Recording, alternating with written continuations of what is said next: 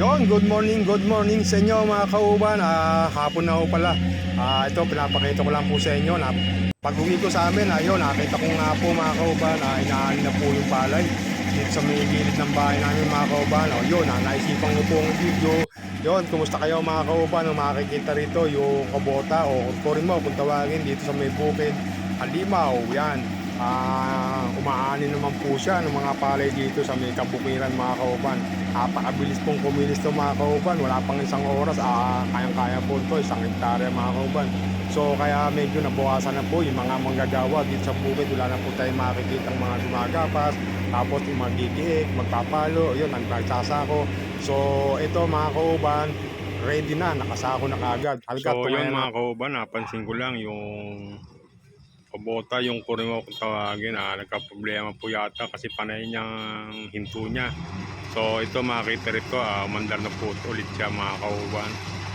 Patuloy na rin pong umaani, napakabilis po.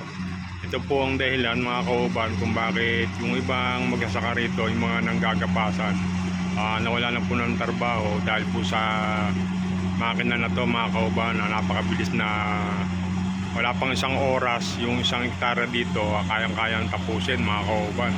Basta hindi magkakaproblema sa makina mga kauban. So itong makina na ito mga kauban, bali 3 lang sila rito.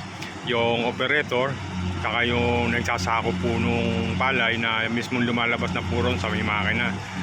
Paglabas puron, dayamin na. Tapos yung pinakapalay niya, lumalabas na po sa may tagiliran para isako nung 2 tao mga kauban. Isang tagasahod, tsaka isang tagatahin ng sako para yung palay hindi po tumapon doon sa may kabukiran mga kauban na kailangan may sahod.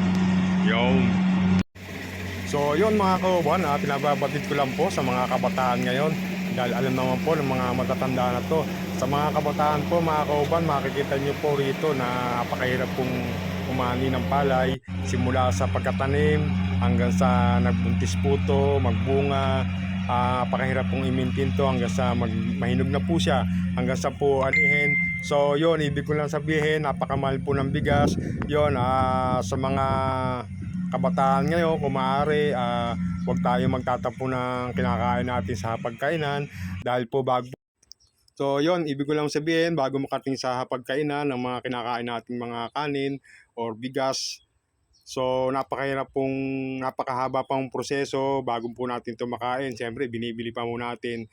Kung wala kang kikitain, hindi ka makakain ng bigas. So sana pinagsumikapan natin, wag po tayo magtatapo ng kanin. So sa mga kabataan, wag po tayo masanay sa mga processing food na nabibili po natin sa labas. Mahalin po natin yung mga bigas na sinasaka ng magsasaka.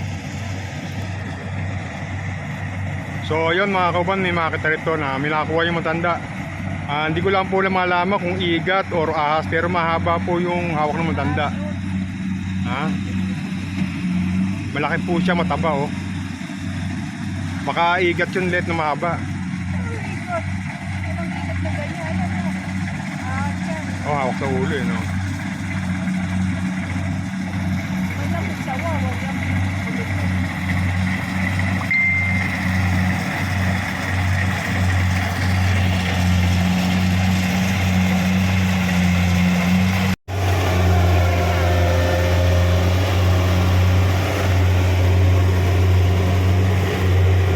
So yun, kinausap ko po yung nagsasako. Ahas daw po yung nakuha ni tatay.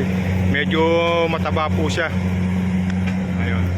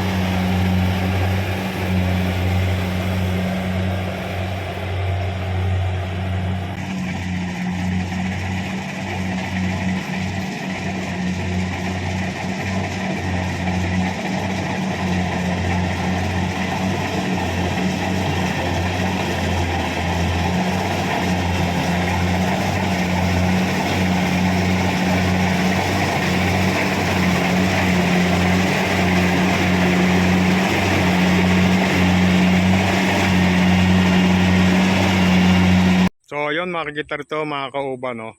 Nakalis na po yung makina, nandun na po sa may malayo. Makita rito sa bukid na nakatumpok po yung mga nakasakong palay. Yan po yung naani dito. Tansya ko rito nasa mga 30 mga kauban. Ito, yung sa kabila na yun mga kauban, iba na po may-ari nun. Kaya ito, iba rin may-ari. Kaya ito lang po muna yung inani. So yung makina nandun na po. Malis na. Hakutin na ito mamaya mga kauban. So hanggang dito na lang mga kauban. Sa lahat ng subscriber, maraming salamat. Sa mga hindi pa ako nakapag-subscribe at nagusto mo naman itong video, subscribe ka na at pakipindot na rin ang notification bell para updated ka sa mga video yung ilalabas ko na walang may kwenta naman mga kauban. Kaya lang, yun, salamat, bye bye, God bless po sa atin lahat.